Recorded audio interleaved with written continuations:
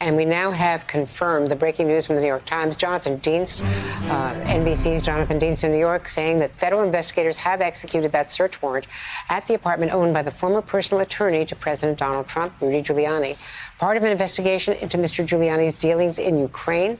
Joining me by phone is Michael Schmidt from the New York Times that broke this story. Michael, can you explain where they are on this investigation and how unusual it would be to have a search warrant at the former president's attorney's apartment? So my colleagues reporting on this today, and a pretty significant development in the investigation, executing a search warrant is one of the most aggressive steps that prosecutors can take. And it's particularly significant in this case because last year, as this investigation was working its way through, prosecutors wanted to execute a search warrant, but were stopped from doing that by the Trump Barr Justice Department. Now, here we are 8 days after Lisa Monaco has been confirmed as the Deputy Attorney General in the Biden Justice Department. This approval to execute the search warrant has been given. So it shows that investigation that had began almost several years ago at this point is accelerating, is gaining momentum here after it had been slowed at the end of last year.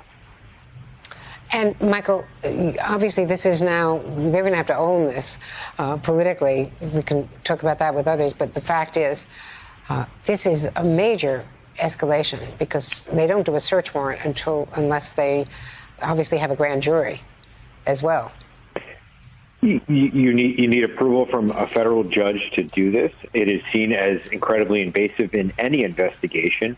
It's seen as particularly invasive with an investigation involving a lawyer, as in this case, Rudy Giuliani was the president's lawyer, the lawyer to the president of the United States, to go in and get this. It's a very adversarial move. It is really, it is literally going into someone's home and taking something that they believe is essential to the investigation and is likely, certainly to have information that is damaging to the person that you're taking it from. And it's a very overt move. It's something that is almost certainly to come out. And here we are learning about it just hours after it happened. It's the kind of thing that creates headlines, and it gives a sense of momentum and urgency to an investigation which looks like it had been slowed and stalled at the end of last year. And, of course, they had previously done this to another one of the president's former lawyers, Michael Cohen. What is the relationship that we know of between Giuliani, legal relationship? Is he still a lawyer for Donald Trump, or should we refer to him as the former lawyer for the former president?